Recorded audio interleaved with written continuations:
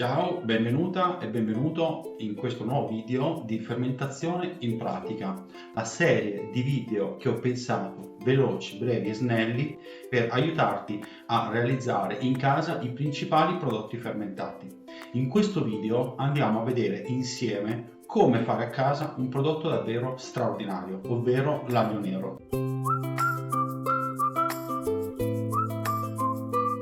Prima di iniziare a vedere insieme come fare l'aglio nero a casa, e vedrete sarà velocissimo e molto semplice, vi voglio dire che questa ricetta si trova a pagina 440 del mio ultimo libro I Am in Fermentation, la guida pratica ai cibi fermentati, un libro all'interno del quale tratto non solo di aglio nero ma anche come fare molti cibi fermentati come verdure e frutta fermentate, kefir, kombucha, tempeh, miso, garum e tantissimi altri prodotti. È un libro molto spesso ad un prezzo anche molto conveniente. Qui sotto in descrizione trovate non solo il link al libro, ma trovate anche un importante link alla spiegazione dettagliata di che cosa è l'aglio nero e perché è considerato un vero cibo medicinale a differenza di molti altri cibi fermentati.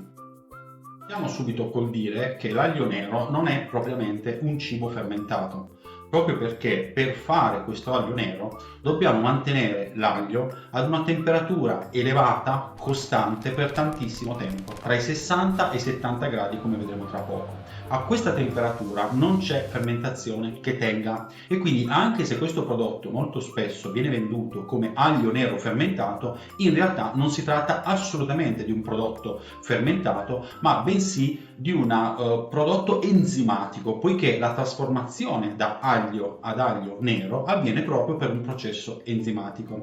E questo è un'altra cosa che molti non conoscono. L'aglio nero non è un prodotto che nasce nero, ma viene fatto diventare nero. Quindi l'aglio nero in origine è aglio bianco o aglio rosso e per fare l'aglio nero possiamo usare qualunque tipologia di aglio. Nel mio libro spiego anche non solo come fare l'aglio, ma anche come fare il limone nero, la mela nera e anche addirittura lo scalogno, la cipolla nera. L'aglio nero è semplicemente un vezzo gastronomico che deriva sicuramente da una tradizione, come è descritto nel mio articolo qua sotto in descrizione, ma che oggi viene usato in cucina appunto come in maniera o estetica o anche in maniera aromatica, proprio perché l'aglio che diventa nero perde completamente il suo aroma di aglio, ok, per trasformarsi in una sorta di caramella al sapore di quasi liquidizia. Quindi l'aroma dell'aglio nero è molto distante e lontano dall'aroma dell'aglio originale ed è questo che fa anche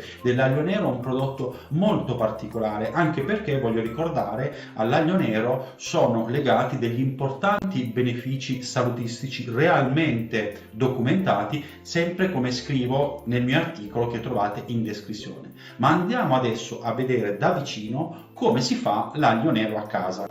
Come dicevo, per preparare l'aglio nero a casa serve ovviamente innanzitutto dell'aglio. Io vi consiglio di cercare dell'aglio che abbia degli spicchi molto grossi. Giusto per farvi capire, questo può essere la differenza tra un aglio diciamo commerciale ma sicuramente molto utile in questo tipo di produzione e questo invece che è un aglio di Sulmona, quindi sicuramente un aglio di grandissima qualità ma molto piccolo e un po' complesso da preparare. Ma a parte questi dettagli, noi possiamo usare per fare il nostro aglio nero qualunque tipo di aglio, anche quello che coltiviamo noi. Uno strumento necessario per fare il nostro aglio nero è un fermentatore o ad esempio una yogurtiera, comunque un contenitore che riesca a mantenere una temperatura costante minima di 60 gradi. Nell'articolo che trovate in descrizione qui sotto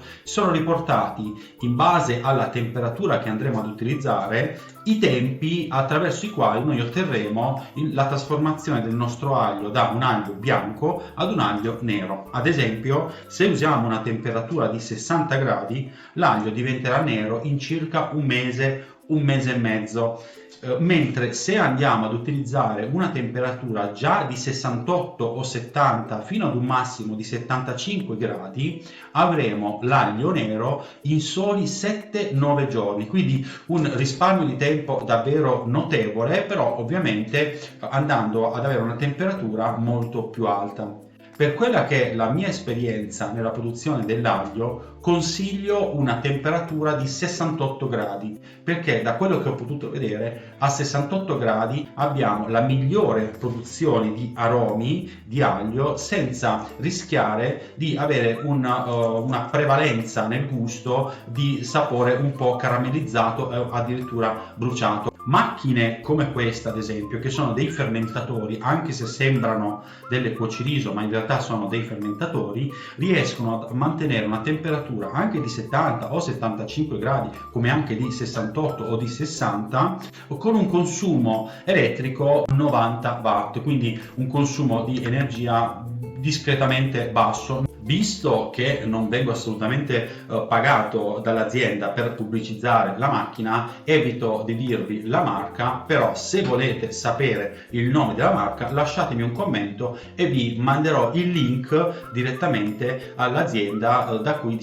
l'ho acquistata. Andiamo ora a vedere nella pratica come fare l'aglio nero usando proprio la nostra macchina, oppure possiamo anche usare in alternativa il nostro forno, possiamo usare anche un essiccatore, tenendo però conto che un forno e un essiccatore consumano molto di più di un fermentatore come questo. La prima cosa che dobbiamo fare per trasformare il nostro aglio in aglio nero è quello di chiuderlo all'interno di un contenitore. Questo perché l'aglio deve trasformarsi, diventare nero senza essiccarsi. Quindi per evitare che l'aglio si vada a prosciugare dei suoi liquidi, posso come prima strategia usare un po' di carta di alluminio. E cosa vado a fare? Vado semplicemente a chiudere i miei spicchi di aglio all'interno della carta in modo che l'umidità presente, quella poca umidità presente nell'aglio, rimanga all'interno, ed è proprio l'umidità che favorisce i processi enzimatici che trasformano poi l'aglio da bianco a nero.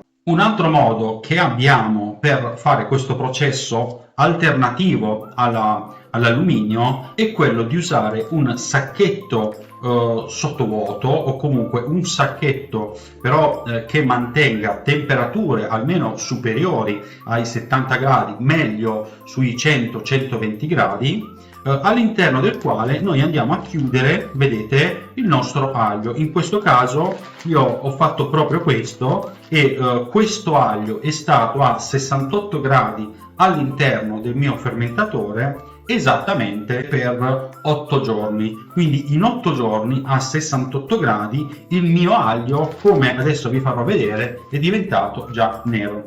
Quindi quello che dovete fare è chiudere il vostro aglio all'interno di un sacchetto e andarlo a posizionare all'interno del fermentatore, che poi andrete a chiudere, ok?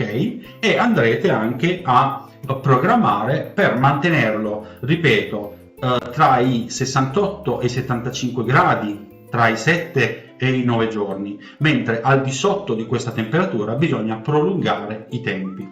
Andiamo ora a vedere come è venuto il mio aglio nero dopo che è stato tutti questi giorni a questa temperatura all'interno del fermentatore.